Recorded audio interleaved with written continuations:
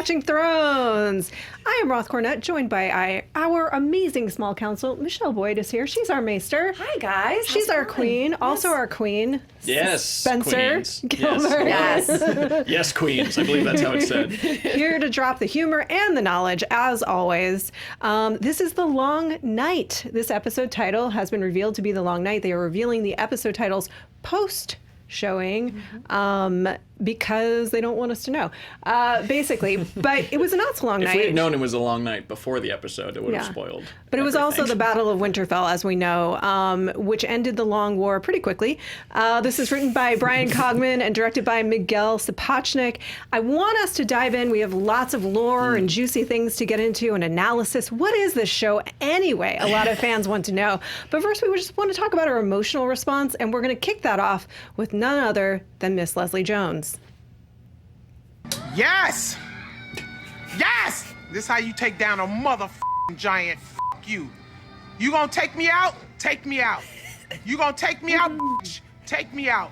But I tell you what, you going with me if I go. Squeeze me.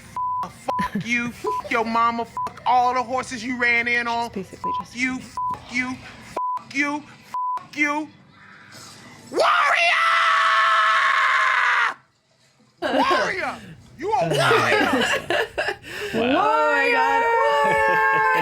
So on a scale of 1 to Leslie Jones, what was your emotional reaction? I'll do Spencer, then Michele, and then Lon Harris, our fact checker. You'll weigh in as well. I'm vindicated because that's how I felt. Because did I not call that Lyanna Mormont would get slapped through some football goalposts last week, and lo and behold, it Here did. she is. Yeah. Yeah. But she went out like a champ. Yes, she did. So I think everyone got what they wanted. Yeah. So how about you? I'm thoroughly whelmed. Yeah. Overall, yeah. Overall, I mean, we're going to get into this a little bit later, but just, I mean, I think as a battle episode, it was good. As a culmination of this fight that we've been building to for 7.5 seasons, yeah, I'm thoroughly whelmed. Thoroughly whelmed. Lon Harris, how whelmed are you? I really enjoyed the episode. I mean, I think it's fascinating that we've just sort of gotten rid of this threat. And there are threads that there are things about the Night King I still want to know. And so that's where this episode left me, is satisfied with what we got, but also with lingering questions that I hope we don't, lost away permanently until the prequel season. Yeah, Roth, what was your initial kind of moment with it? So the Arya moment, when the knife dropped and then she immediately caught it, which was the culmination of all this training she'd been doing that frequently some fans got so annoyed with. And it was like 3 different callbacks in once, which we'll talk about. I really did have a get up out of my chair and start screaming, yes! Not today, Biatch! Not today! And I was with some people that have not...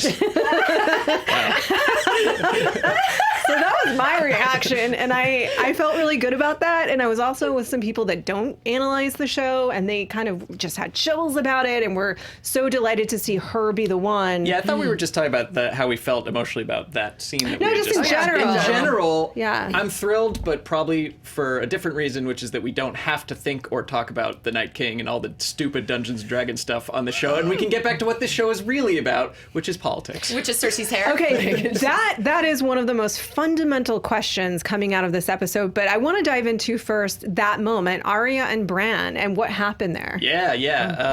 So I think that people saying, this is a Deus Ex Machina, this came out of nowhere, I'm not on board with that. It was a surprise, certainly, but she, even in the scene itself, you see her sneaking by the bodyguards. You see the little piece of flaxen hair kind of drift from one of his other White Walkers, and he checks did you see something? Did you see something? And no. So she does, and she's been training to become Batman for I don't know, three seasons now. Yeah. That's what Batman does. She sneaks around, she sneaks up on you, and it almost didn't work. But you got to work both hands, man. You got to be ambidextrous. And the knife drop was a callback to a fight she had with Brienne.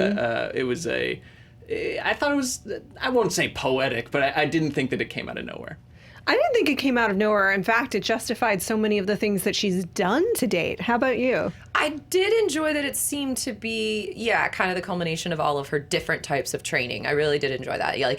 Fighting in the dark, where she basically trained blind in the House of Black and White, and everything with Serial Pharrell. I love me a good Serial Pharrell callback. So anything with Not Today makes me super happy. Also, the callback of kind of the emphasis on blue eyes that Melisandre brought up with her way back when she first met and took Gendry away. But at the same time, I wasn't happy about it. I'm sorry. We'll get into the lore a little bit later, but I mean, just having all of this buildup over Azor Ahai, over the prince that was promised, over this like legendary warrior coming back to end the long night, to have this be it for me. And I mean, it seemed like the entire episode sort of built up to it just because there was such a swarm of the undead that, yeah, the only thing that was gonna fix it was actually killing the Night King. So the whole time I'm just waiting. I'm just like, okay, well, who's gonna die in the meantime? What's gonna actually happen? Because that's the only way we're getting out of this alive. Do we think that it's an absolute certainty, though, that this is the end of the story of the Night King? And this is, I mean, certainly it's the end of the Night King. Yeah. But there was a very knowing look between him and Bran when he first walked up to him, which, bear with me, for a quick second I thought, oh no, is this confirmation that theory that he is Bran and that he's so pissed that he's had to endure the suffering for so many thousands of years that he's just trying to kill him before it even happens, which again is very problematic as a theory because it's not literally Bran, it's Bran working into the guy. But if he walks up and like shakes Bran's hand and goes, yeah, buddy, we did it. Yeah, we took out all of there could have Winterfell. been, There's yeah. still That would have something been a crazy double There could have been cross. something if the Night King like kills Bran and then he does like, you know, what's dead may never die and then he stabs him back or something. There could have been some kind of like magical mystical showdown, but I think you're all both reading way too much into this prophecy and the magical side of this show, which is it's not very well thought out. It's not what matters about this. It's about the characters that we're with along. It's about the characters we meet along with. But it really is a show about the struggle for power, and the Night King has always just been, you know, nature or climate change or like, you know, an inhuman force. But what we care about are what the humans are going to do with the wreckage. I guess that's true, but I think a lot, and that's well, we're getting into it now. I mean, I guess that's sort of the divide that a lot of fans are having. Look, I mean, there was something I do think that was poetic, which was that this is Arya's nature fulfilled, right? In the very first episode, she sneaks up on Jon and he says, how did you do that in that same area? So like, this is just the culmination of her becoming the apex of who she is, you know, who is Batman, who is also Batman. Thank you. So there is something poetic and very much in line with character development there. But I think the idea, Bran to me is still acting shifty enough. He's not supposed to be able to there's see. nothing there. There's nothing to Bran. I don't think there I'm is sorry, either there's in nothing this to point. him. No, here's the thing, and I would have agreed with you maybe in Okay. seasons past, or when like maybe we were still adapting the books as opposed to the showrunners kind of going off on their own and doing their own thing. But I'm with Spencer on this. I think like no, this is just we're gonna take everything at face value because I don't think there's any secretive plan that's still going on that they're hinting at. I don't give them enough credit for that. Bran's always been so weird. Even in the books, he's a human camera. He's used to shift the POV to places that the other characters wouldn't normally be. Which or I'm that- sorry. Can we talk about the fact he was just basically surfing Google the whole episode? Like, what was that? Why did he just go he away was into showing the us ravens? an awesome like CGI camera raven shot of the Night King. Like that was how we could get that. See, there it is. Yeah, just over like, cool, that's how we find the Night King. Fine, all right, great. But then what? Like, Well, I think he's like acting as like he's bait. Like that's like him like wiggling. Like, when you're wiggling the lure. I've never fished. I think that's technically what you do. You wiggle the lure. That's what happens. Yeah, that's him like using his powers as like a way to because didn't the Night King like join him in one of his? He did. Yes, visions? which I'd agree So with he's just you, like but a Bran. He's the Bran the Beacon. I would have agreed with you on that, but even he set up in the last episode that he's got the mark on him or whatever, so that acts as the homing beacon the whole time. So why does he need to go warg into ravens to like lead him straight there? Because they have this connection that I do not think the circle is complete on that, but that's me. I know a lot of people are saying that's done. And maybe it is, and we'll talk about that. I mean, the question then becomes, what does that mean in terms of subverting tropes? Because is this been setting us up to say, oh, everybody's so distracted with their petty machinations in politics, they're not seeing this real threat that should unite us all? Or is it that the religious aspect and the prophetic aspect is its own distraction? I really feel like they've even built this up more in the in the show than they have in the books, because in the books, like, yeah, the others are there and you kind of have this undead threat the whole time a little bit, but it's very much more in the background. The show has gone out of its way to show us the Night King. You gave him a backstory. You gave the others a leader in the Night King himself, and really made it more of a threat to where I feel like this was a bit of a disappointment. Like, the show itself built this up. Are they should have saving paid it? it off. Are they saving Well, I the mean- full exploration of this character, the Night King, No, for I the don't prequel? think so. You brought up subverting tropes. Like, this is I hate to invoke the name of Snoke, but we've been Snoked. We've been Snoked. Because Yeah. he's been built up as the big bad, as the ultimate evil, which is a fantasy trope. Like, this kind of personality-free, icy zombie ruler. He's Sauron. He's got a lot of personality, sir. This Yeah, he's a little bit. he's a D. An ice He D, but really yeah. is. He's an ice D. He's an iced D. Yeah, an icy D. And it is a subversion to be like, actually, he didn't really matter. Like, or he mattered. He was a threat, but that's the world goes on afterwards, and we have 1, 3, 4, 5 hours left of this show, which Yeah. is like a couple movies left of what happens after. Okay, that's fair enough. I mean, I think I'm still not convinced until the season is done that this is truly that the story of Bran and the children of the forest and all of this is dunzo, because it feels very incomplete if agree. that's true. If that's true. And I really would love to hold out hope that this is not finished and there might be something else, but he disintegrated into little icy shards along with the rest of his massive But army. he was made, and they can make him again, and it might be a cycle. We'll see. Can we see. talk about seeing the future really quick? Which is that last night I tweeted out that Bran and the Sorcerer Supreme would have a lot to talk about. Like, has he seen the 14 million versions and this is the one? He even did this at a certain point, or is it Melisandre who came in and eyeballed Arya like, yeah, it's your night? Oh, that was a pregnant look. Yes. That It was. the smoke baby could have come out after that one. But because Bran's really not supposed to be able to see the future. He can see futures, right? He Yeah. can see, like... He gets it's unclear. visions. It's unclear. He gets visions when it's He convenient. gets visions right? when it's Yeah. convenient, but it's like seemingly not at will. No, the TV's just sort of on like a static cycle, and he sees little flashes of, Cinemax every now and then, and that's about it. All right. Trying to piece it together.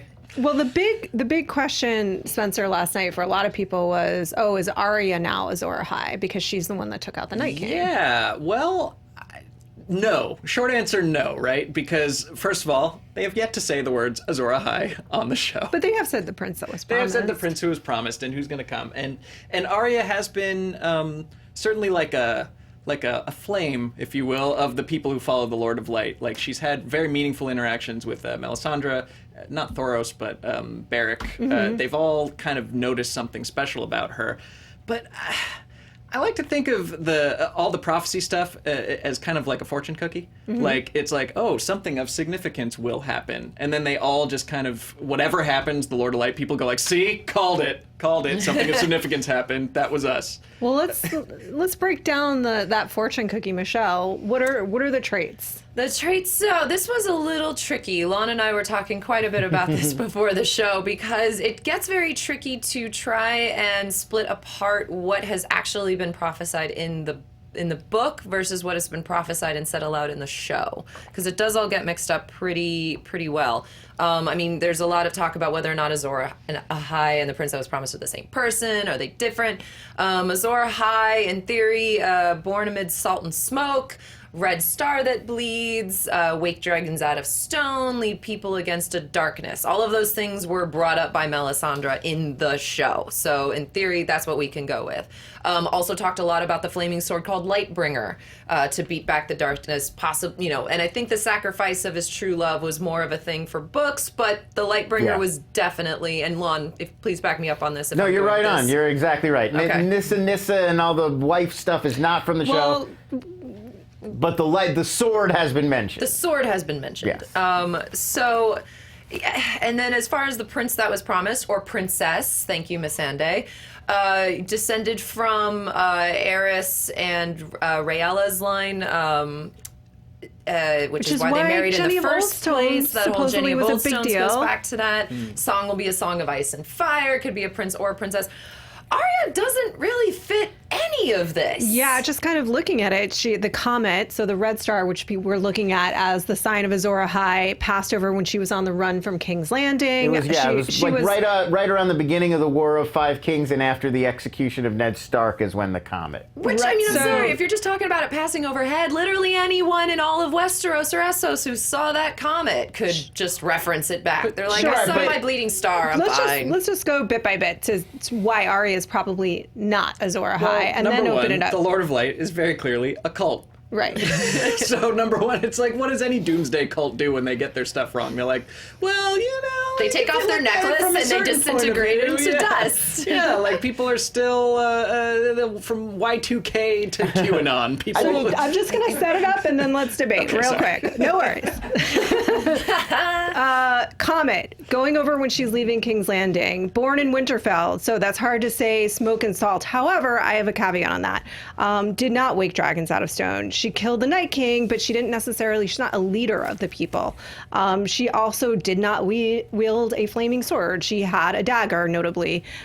She is clearly an important figure to the Lord of Light, because if we think about it, Melisandre says that Beric was brought back 6 different times, specifically to save Arya. The Hound saw a vision. He is very, very close and important to Arya. She came back. Melisandre had predicted that they would meet again, predicted that she would close all these blue eyes. At the time, she may or may not have known what that meant. She was not a descendant of the Targaryens. She does have ice. She's a Stark, but not so much fire. So Arya does not fit the bill if we're going literally, looking at the prophecy literally, but we've been told again and again not to look at any prophecy literally.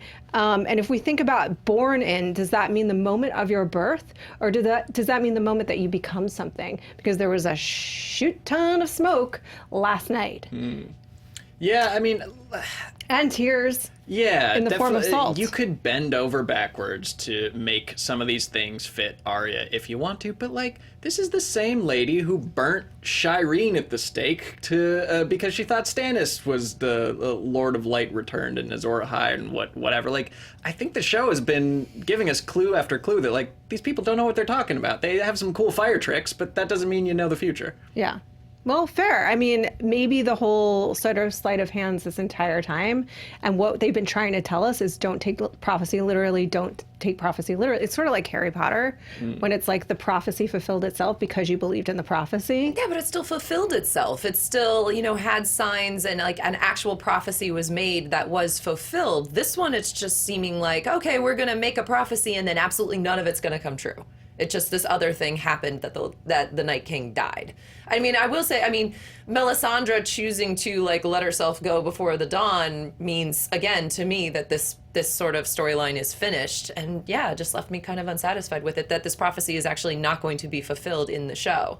What if the Night King is of the darkness? What if Cersei's the ultimate darkness? I mean, we even had it's possible. It's giving her a lot of credit. But it's also, if you're talking about the Long Night, which is, reminiscent of the actual original battle with the Long Night and the original Night King, and God only knows what happened there with the pact that ended it the first time this time around. But like, it seems like everything points to this being the final darkness versus light battle. And now it's like what Spencer said, we're just going to get back to who's going to be on the throne. Mm-hmm. To me, personally, that's unfulfilling because it didn't seem to be what the back end and kind of like the shadow of this entire show has been.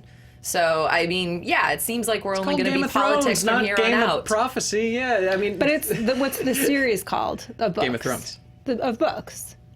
Song of Ice and Fire. Yeah! Yeah. Well, there's music. Well, but even so, A Song of Ice and Fire could just refer to the family clash between Targaryen and Stark. It doesn't necessarily mean it's a war. It doesn't necessarily mean that. I will say it's tricky, right? It's hard because a lot of people have invested a lot of time in these theories. So there was one last week about Melisandre. There's been a long-standing one about Melisandre being Nissa Nissa, either literally because she's so old, who is the wife of Azor Ahai, who in the prophecy he had to stab in the heart in order to empower Lightbringer to take down the Night King. That said, or to make the kind of end the Long Night. But the newest theory has been that Gendry would somehow make a sword that then Jon would plunge into Melisandre, and then that would become Lightbringer, which doesn't make a ton of sense because Melisandre is not important to Jon, not in that way. Yes, she brought him back to life, but they don't have a close connection. So the idea of sacrifice is still something that's kicking around. But at the same time, I think a lot of people are thinking, wow, like Jon and Dany have had all this setup, right, to be these big leaders. And now the fact that Arya is the one that actually did the deed. And they very pointedly gave them both opportunities to take him down, and they failed, right? She tried Dracarys, that old chestnut, didn't work. He stood there with his sword. You think he's going to come in with the sword? I was like, throw it! It's Hail Mary time! Just throw it! That didn't work. And then ultimately, it's this tiny little assassin who has nothing to do with any of this. If anything, I mean, when you're talking about Lightbringer and you're talking about Valyrian steel and you're talking about all of these mythical swords that have been in families for hundreds of years, and at the end, it's Arya with a dagger from Littlefinger. Valyrian steel dagger.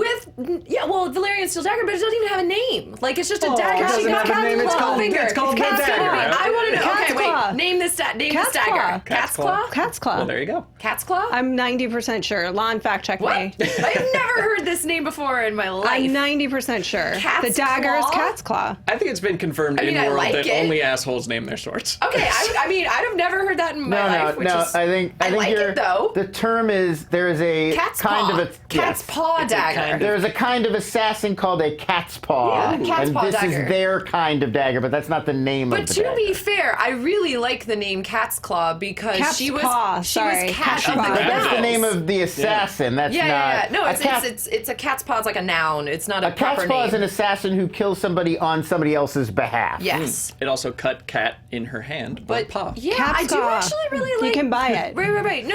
I'm with you, but I'm with you on this name of Cat's Claw because Arya was cat of Paw. the canals for a little while.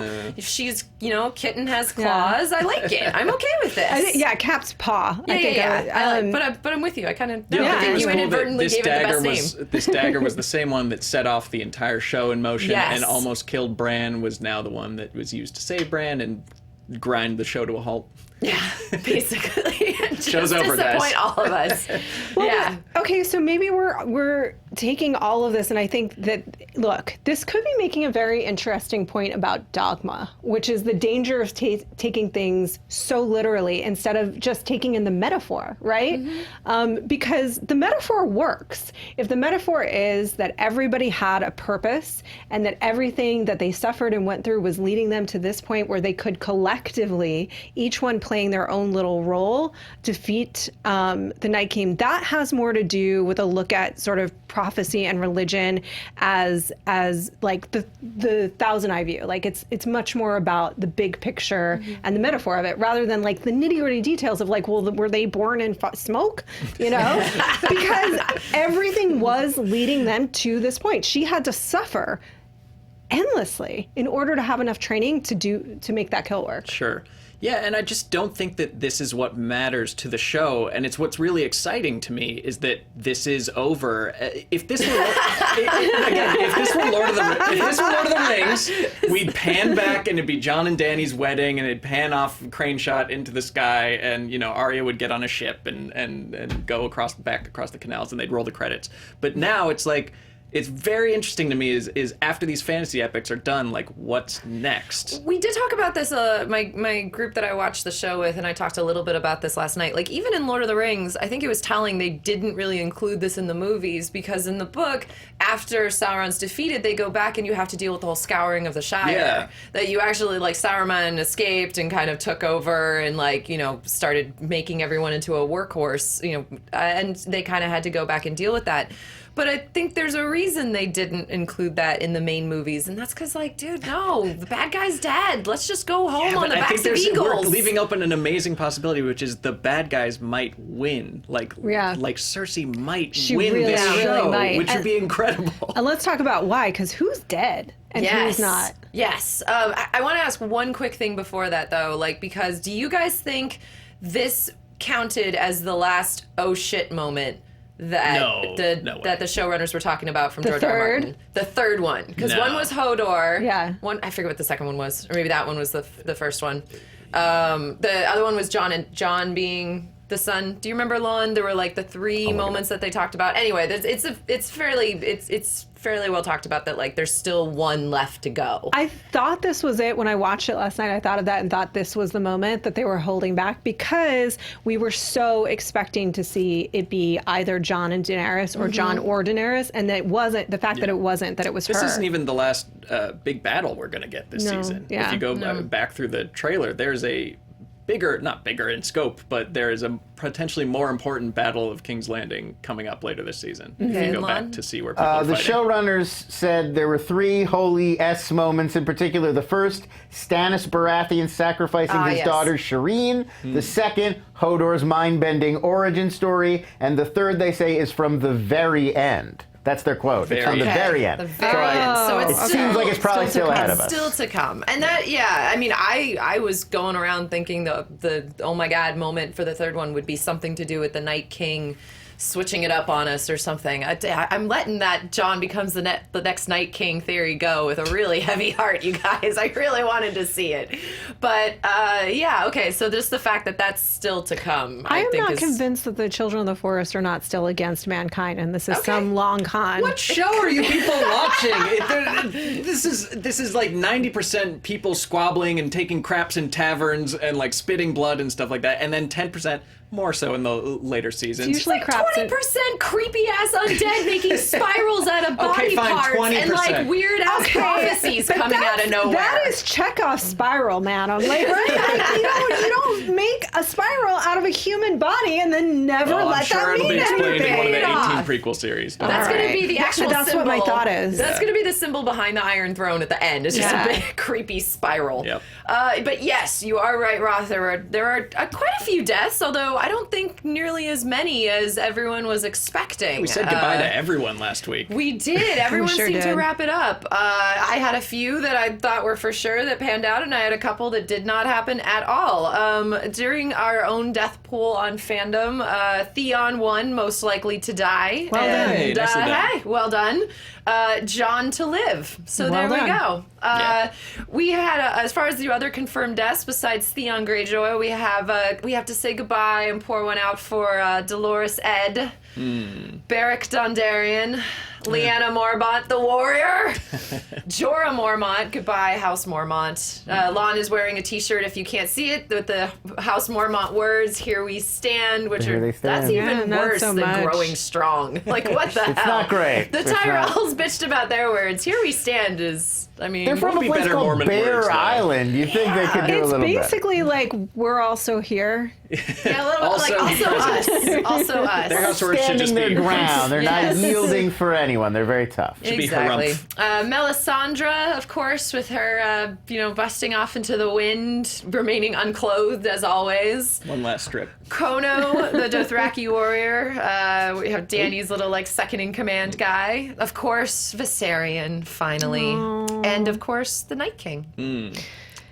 That's sad. We do have, also, I guess we do have some stuff from a lot that are still alive. Both Ghost and Rhaegal were iffy at best at the end, possibly Grey Worm. There was a little bit of questions. Tormund, we didn't see them at the end, but I'm pretty Great sure if they're all alive. if Grey And Worm, Jaime and Tormund, Brienne. Jaime and Brienne all die off camera. That's if they're the just thing. being carted away in At a the body end. pile, that would be mwah, The perfect. ones who died, they gave hero shots to. Yes. It would be crazy for them to do a hero shot for Theon and not for Jaime. Yeah, You know? exactly. Hey. Would you love it? Yeah. You would secretly love it. They're just people. I mean, granted, look, Jaime and Brienne, they're like super trained warriors and they have Valyrian steel and stuff like that. But like Sam, Tormund, really? Spencer, you thought both of them were going to bite it? They lived through that? Really? Sam is like weeping half the battle, like with zombie after zombie on top of him. And Tormund, he wears fur. Fur, Roth. And he's like surrounded. None of they just walked out of that.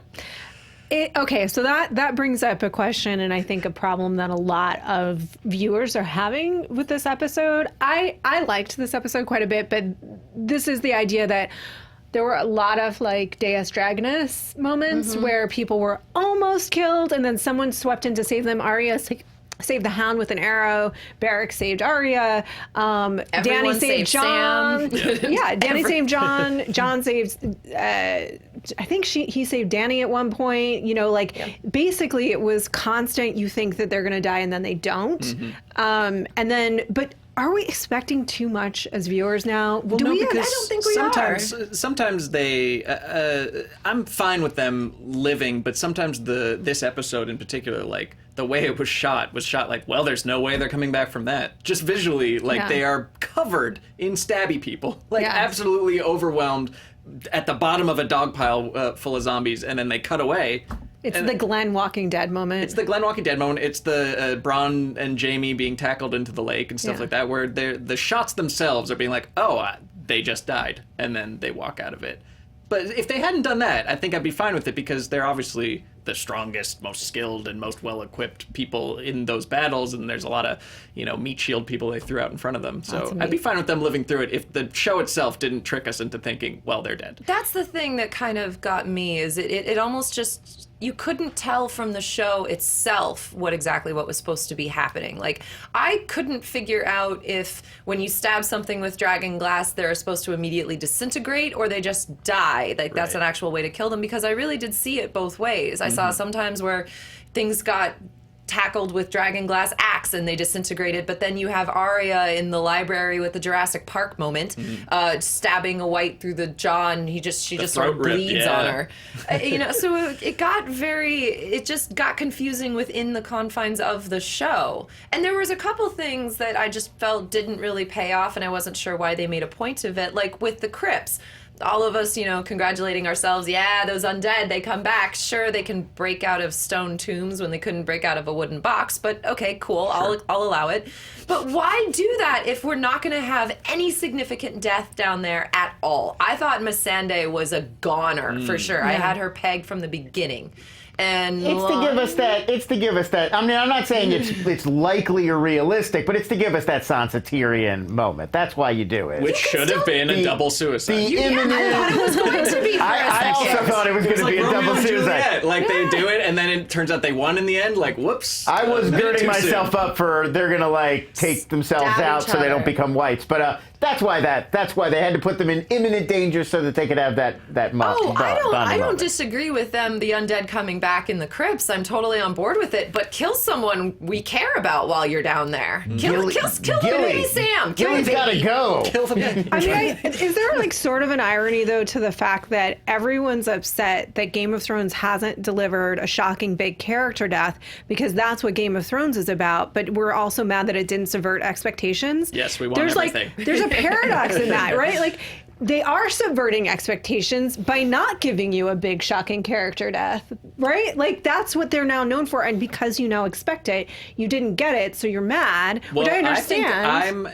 I will stake, I don't know what I'll bet, but I will bet that this very ballpoint pen, that we have now been lulled into a false sense of security. Yeah. And I will say we're going to get 3 or 4 major character deaths before in the next 3 episodes. I'd say 1 per episode, so 3 and up. I'd agree with that. Yeah. I'd agree. I mean, now that we're past the big battle where everyone thought everyone was going to die, this is where we'll actually see a lot of them go.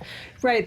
We thought they were lulling us, and then this would be the storm, but this was actually the lull. This was the false sense of security. This was the lull. The giant, longest battle in TV history was the lull. I mean, which this does bring us to the overriding question of what is the purpose of this show? I mean, not only structurally, they've sort of talked about how it was structured to be 1 part suspense, then horror, then action. It did feel like all of those things, but really fundamentally, it's like, that is still playing with your expectations. It's playing with your expectations of what a fantasy series should be, of how these prophecies should play out, that they mean something, left turn, no, they don't. Does that play into how you feel? Does this react to how you think a show should be lit? Yeah, let's could you guys see it physically? Yes and no. I watched it on my TV, and it was quite dark. And then I watched it again this morning on my the computer here and cranked it up on like video game settings, and it was like it was a lot more legible. So I watched it on my TV, and I had to turn up the brightness almost all the way, and then it just made it very muddy and didn't look good at all. And then I watched it again on the app, and it looked great. Yeah. So I think it's like television settings. I did the same thing. We watched it on a TV last night. It was super dark. We kind of we probably should have paused it and actually upped the brightness a little bit, but we didn't. So before the dragons start lighting shit up, like it was pretty dark, and it was very hard to see, which actually, to be fair, I think kind of worked with the sense of the show, because you're staring out into the darkness and you're staring out into the unknown. I did think the visual of the Dothraki with the flaming swords moving forward was very cool. Yeah. It was a great shot. It made no sense to me battle-wise, but sure, it was a very, very cool shot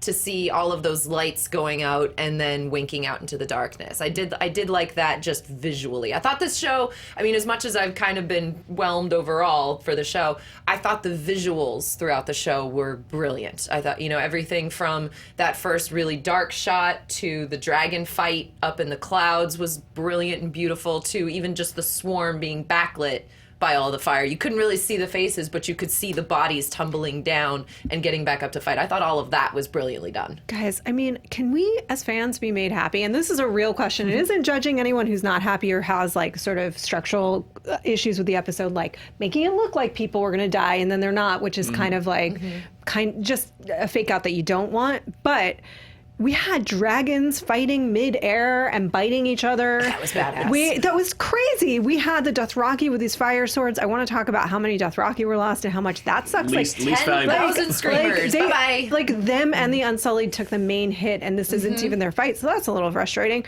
But still, it feels like once you invest in all this lore and all the story, not just Game of Thrones, anything Star Wars, what have you, we want so desperately, and I include myself in this, for them to tell the story we want to tell, the one that we've been telling ourselves in our own minds, but in a way that surprises us. And that is a very, very tough scenario for any creator to be in. Yeah.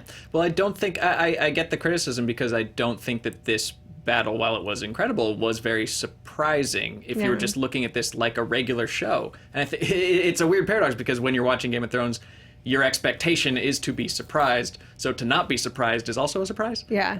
But I think that you could have, if you were just writing, Lord of the Rings, the series, it'd be like, well, in a dramatic last stand, the little girl who no one believed in actually snuck up behind and saved the day, and then it ended. That it kind of, and the evil king was defeated by the mighty dragon, and you could have just kind of plotted this out rolling downhill without too many defiances of your expectations. So there's a lot of show left. There's a lot of show left to do what you don't expect now. Lon, were you surprised at all? Or were you disappointed that you weren't surprised? What are they saying? It's all over the place in the chat room. A lot of people loved the episode. A lot of people were very disappointed. A lot of people said that they couldn't see it. As for me, I really liked it. I thought that this ties together. It's not what I expected. The one lingering thing that I have is I feel like I want a little bit more of what was going on with the Night King than we got, and I'm feeling scared that we're not ever going to get it. Like, if in season 3 or 4 you told me, like, the Night King's just a force of nature and they've just got to figure out how to stop it, I'd be like, great. But they've spent so much time now giving him a personality, making him seem more like a character with goals and ideas. He smiles now at people. He's got sort of a sense of irony. He's doing military strategy, like he figures out, if I use some of my troops to go across the fire here, then the others can go across them. That seems like more than a force of nature. Yeah, that's a character he used to be human, right? Yeah, but that's a character with like an agenda, and I want to know what his agenda is. Like, what would have happened if he hit Bran and killed Bran? Like, what was his goal? Yeah. And I feel like we're never gonna know now. They said, so this is from a couple of the fans wrote in. Santos said, honestly, I feel frustrated with the Night King's supposed death. I feel like Tyrion before his trial by combat when he told the story about the Beatles. What is this all about?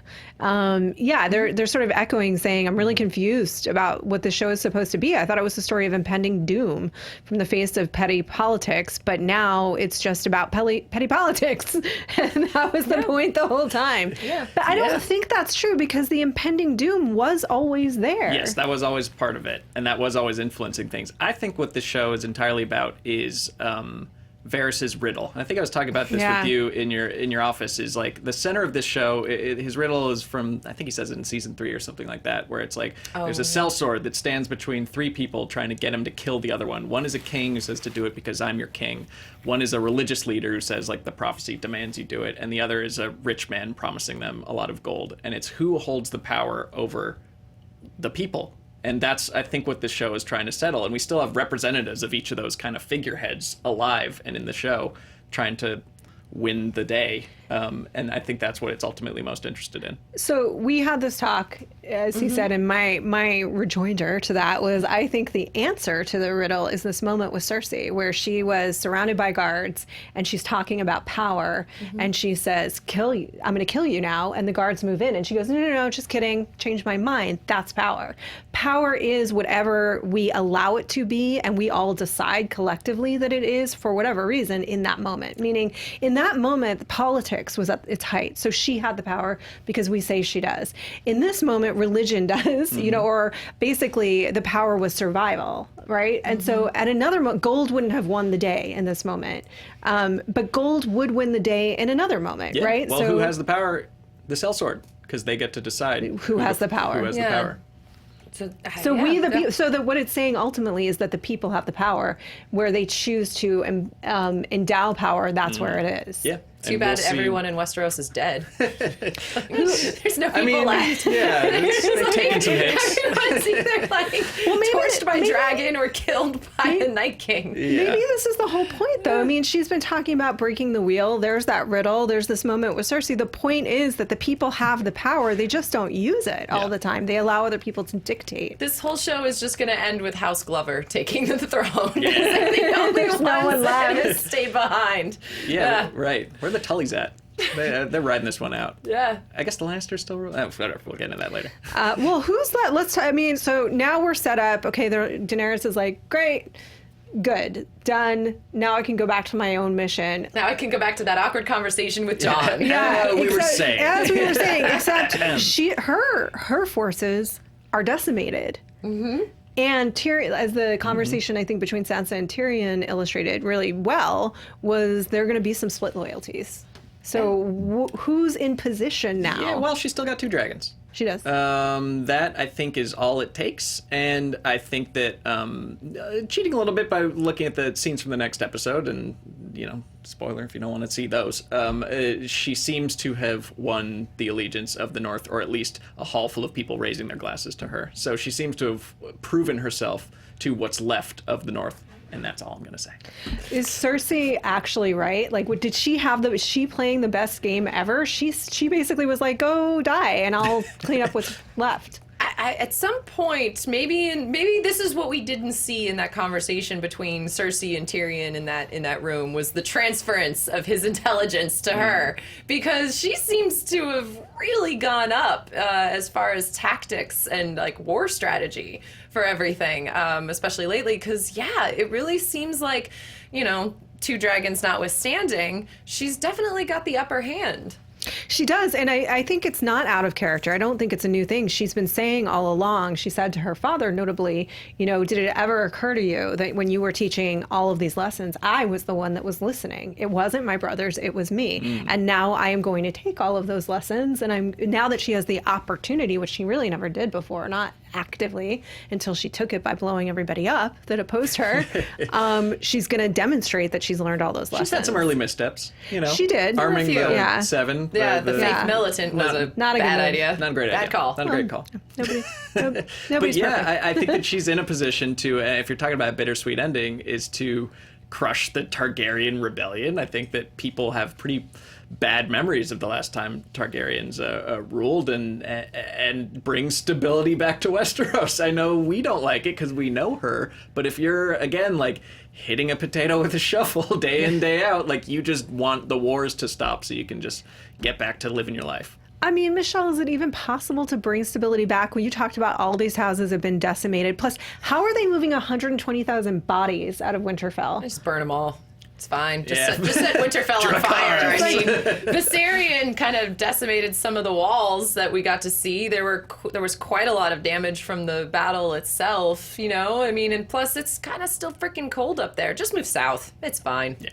Just move all of the north Just south. move all of the north south. Yeah, except the Glovers. Screw them. For the wildlings. You get this new castle. Yeah, I mean, it's been around look for at so that. long. Look at all this new land to tell. It's fine. I mean, I do think you're just gonna have to burn the bodies just as the best way to get rid of everything, to be honest. But I mean, I think maybe not permanently, but yeah, they're gonna have to roll south because Cersei certainly isn't coming north. So if you really want to make it down there, unfortunately, that probably means the dragons are gonna have to just walk along with everyone unless she wants to go on Circle. ahead. Yeah, because we saw how well Holding pattern. hovering worked for them in this battle. Timeline-wise, this is going to be a little hand-wavy for me, probably. I think we're still going to get some jetpacking just to get everybody down there. Yeah, they're not going to show us loading all of the bodies No. into ditches. Unless It that'd be a just good use of an becomes- hour and a half. Exactly. It just becomes a whole logistics. Like, all right, let's... Just shoveling down. Is it possible there's going to be some kind of a time jump? Because we know how long it takes to get from Winterfell to King's Landing. It just seems like our plot elements are really far apart at this Yeah. point. Well, how long does it take? It was like a month or something, right, in the first season? If you're like... Is it an if you're African at or a King Robert's European pace, dragon? that was- Right, yeah. okay, so you could maybe do like 2 weeks, really like an army, and Yeah. you know, like you've got a lot of stuff to put in wagons, and it seems like we're going to have like an aftermath of this battle and then some kind of jump in time to when everybody can get to one another. Cersei's going to walk out with a 2-year-old son. Yeah, I mean, I just don't see how they're gonna do it. I mean, the only person who's currently traveling between I these don't two think she's locations pregnant. is literally Bronn, Yeah. just with a Yeah. crossbow. Which- and also, Bronn is still in play. Yeah, he could Bronn is still... play. Which I have the unpopular opinion on this one. I think there's a good chance Bronn will take down Jaime or Tyrion. Or both. Or both. I am okay with this. Bronn has said all along he's gonna go with who pays him. Cersei has paid him in advance. He's a sellsword. We had the hint, I think last season, where he was telling Jaime, like, no one gets to kill you. You don't get to die. I get to kill you. And I think there's a good chance that he follows the gold instead of a supposed friendship. Yeah, I mean, he's a survivor, so I think it's and he's pretty savvy. He'll see which way the wind is blowing, and if it looks like Cersei's gonna win, he'll side with her, and if it looks like Tyrion's gonna win, he'll side with him. I mean, all of this is still in play in terms of like the big question coming out of this now is just going to be about loyalty. Sansa's going to have to ask herself, if Jon stays on Daenerys' team, am I loyal to my family or am I loyal to the North? And what does that mean for me? And Bronn's going to have to make this decision. I'm going to ask the chat, is this show about magic or politics? Leave your comments and then Long will chime in ultimately. I think there's a lot, and then potentially, I do think if this has all been some long setup for a prequel series that gets more into some of the lore, that's a little frustrating for me. I hope that that's not the case. I hope that they close the loop on this series, even if the answer is that was just another distraction.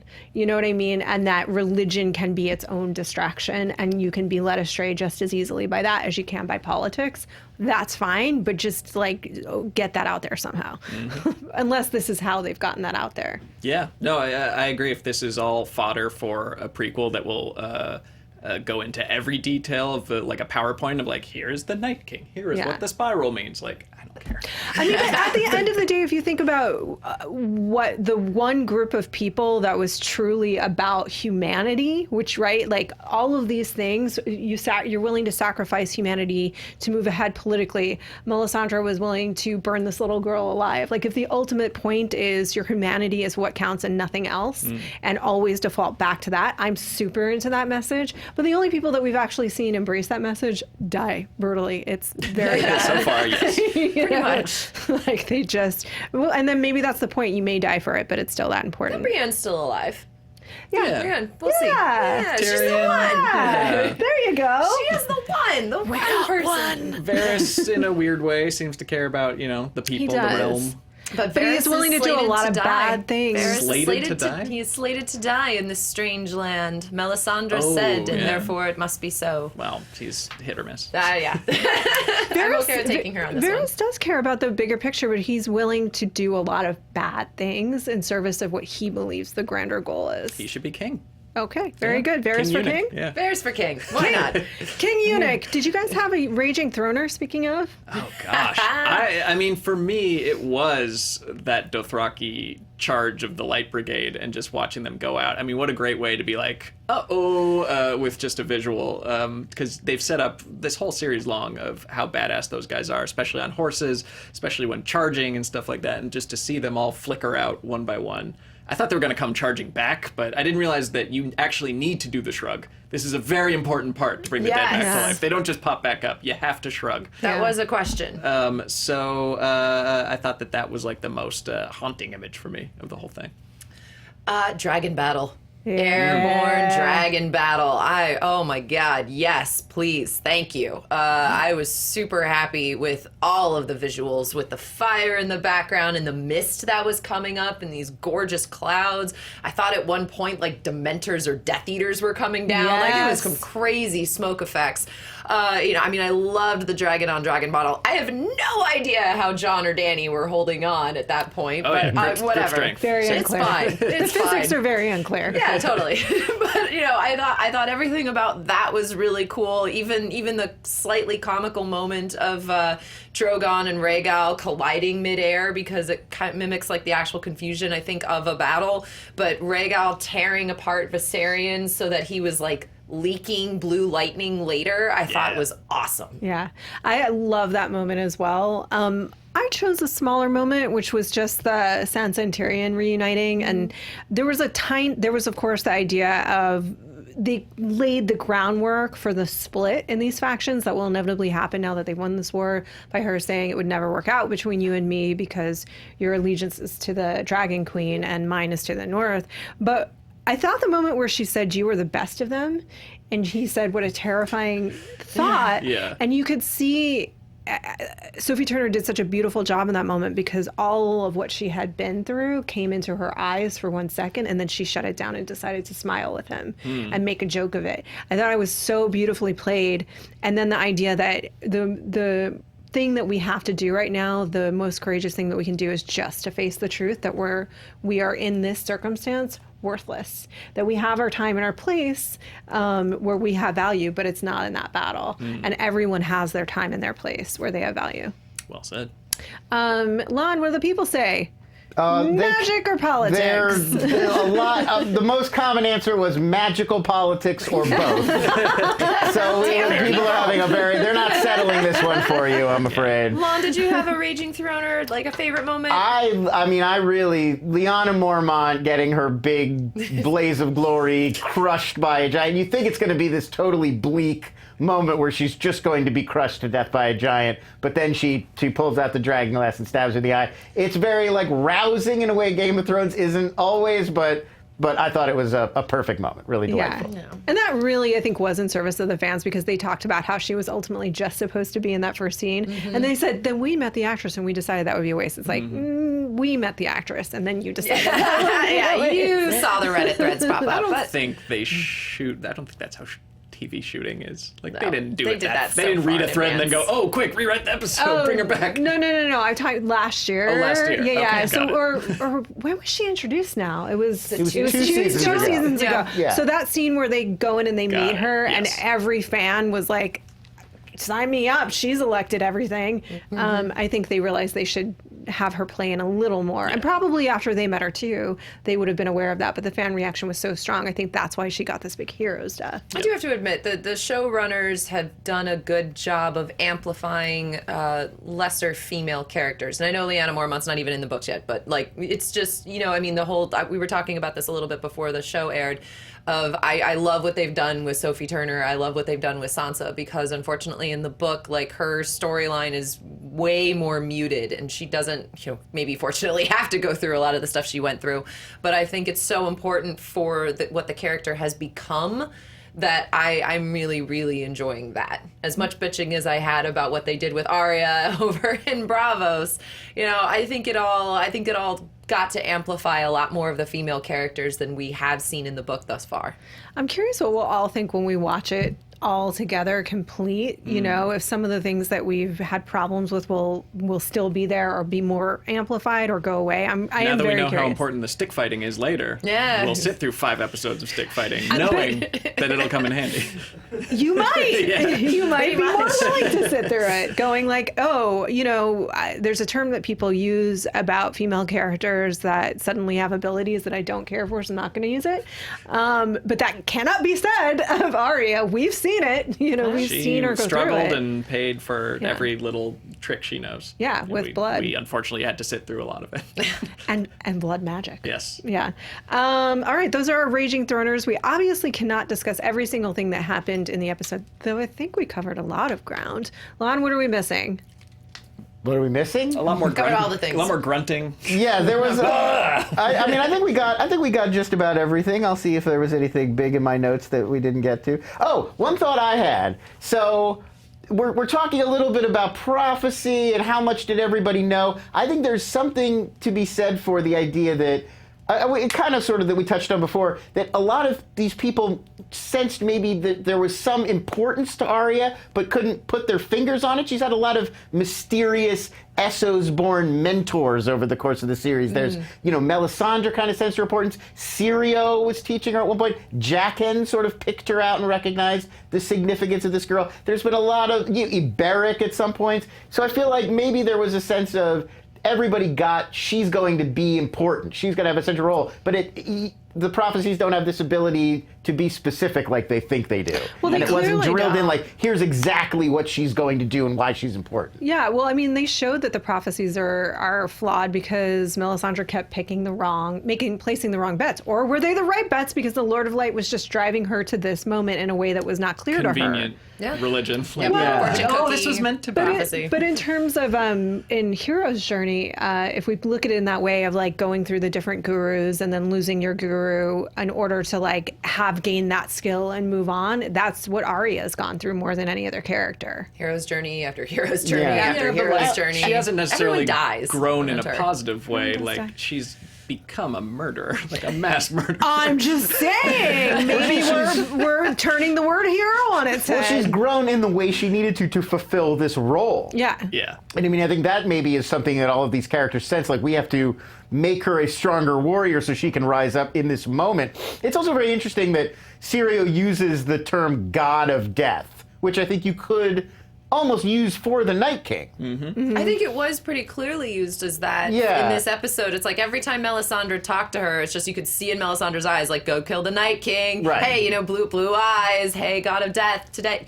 It's like she was practically just trying to telepathically just force that on Arya. Like, get it, girl. Come But on. which also brings you back to, like, did Syrio... We don't know how Ned found Syrio, which now... I was thinking about this last night. Like, he sort of shows up and he's like, this is your new instructor. And so we get, like, Ned went out and hired this guy. That's where your brain goes in season 1. Like, Ned found this guy to make Arya feel better about being in King's Landing and give her something to do. But in retrospect, maybe Syrio found her. I mean, we don't know. I miss Syrio. Yeah. I think the thing that it's done well is that this is the culmination of who Arya always was. Like, she has a bloodthirsty tendency in her. She has a very clear line that I think she probably gets from both her mom and her dad. Like, they're pretty hard lines, It's like, you cross this line and you cross that line, and that's it. She had a list. This is who she is. All of the portrayals are the culmination of who they really are ultimately. But we're going to talk about that more when we have more episodes to talk about and see where this thing is actually going. Ooh. We're going to be here live at 11 a.m. next Monday to talk about the next bloodbath, and we will have a death pool available for you to participate in, maybe a life pool. Quick, who do you think's going to die? And then, oh God, I'm still holding out for Missandei. Missandei or Grey Worm, it's got to be one of them. I want it them has to be at least one or not, if not both. What if they just end up in Narth? That'd be great. Before you guys... chasing the butterflies. chat room is now yelling at me that they want to hear you guys talk more about Theon before you sign off. Oh, You know what? That's I'll terrible. talk of about us. Elsie Allen all day long. Thank you very much. Oh God, it was such a nice ending to his arc. That's why he was definitely at one of the top of my death pools as well. It was pretty much either him or Jorah. It was so lovely to see this come full circle, to see him be forgiven and validated by Bran, have that moment of like, you know what, yeah, you've done some stuff, but like all of it has come to you being where you are, and this is your home, and this is who you are. I liked that a lot. Yeah, he reminds me of a character that's in another thing right now, but who kind of has been desperately trying to redeem himself for so long. And I did think it was interesting that Bran gave him that in that moment, where it's like, how much Three-Eyed Raven is there and how much tiny little bit of Bran is left in order for him to have the compassion to say to him, like, you've done good, you're a good man, you can feel good about who you are now, and basically go rest in peace. Yeah, I found Theon's whole shtick torturous. Okay. I think that they had run out of things for him to do or to do with him a while ago, or after he broke free and became Theon again. It was him rescuing Yara, Yara rescuing him. That said, I think it was a beautifully done death scene, and his last stand got me to care about a character that I have, to that point, not cared for. So, well done. Theon has always been one of my favorite characters. Not like most liked or anything, because there's plenty of times where his character was abominable. But he's always been one of my absolute favorites arc-wise because of everything that he's gone through. And I've always had such sympathy for him because he was stuck between a rock and a hard place. He was never allowed to be fully Stark. He was never allowed to be fully Greyjoy. And to see him come around and actually embrace that he is one of the Stark family, I thought was really beautiful. Yeah. I liked it a lot. I don't really understand why he chose to charge the Night King with the spear, but I thought it worked for his character. Yeah. Well, he knew he was gonna die. He did. Yeah. Although apparently all he really needed to do was just capture the Night King's attention for 10 more seconds, and it would have been fine. But and it was cool. Almost like, again, Bran knew that and was like, go capture the Night King's attention for 10 more seconds so Arya can get here and do her thing. Yeah. Everybody's got their roles to play. We all do too. I think one of the cool things about the show is how many different takes we can all have on what it's about and what it means and what we want it to mean, and just be fans of it together and agree to agree or agree to disagree. You can talk to us on Twitter about that very thing. Where can they find you? You can find me on Twitter and Instagram at Michele Boyd. Hello. And I am at my name, Roth Cornet. And at Spencer J. Gilbert. Yeah. Lon Harris. At LONS on Twitter. All right. And we will see you here next Monday at 11 a.m. to talk about more things. Be nice to each other. Why not? It's a Roadhouse rule. It's worth a shot. Yeah. It's worth a shot. No Night King to bring you back anymore, guys. You probably won't die brutally for it. See you then.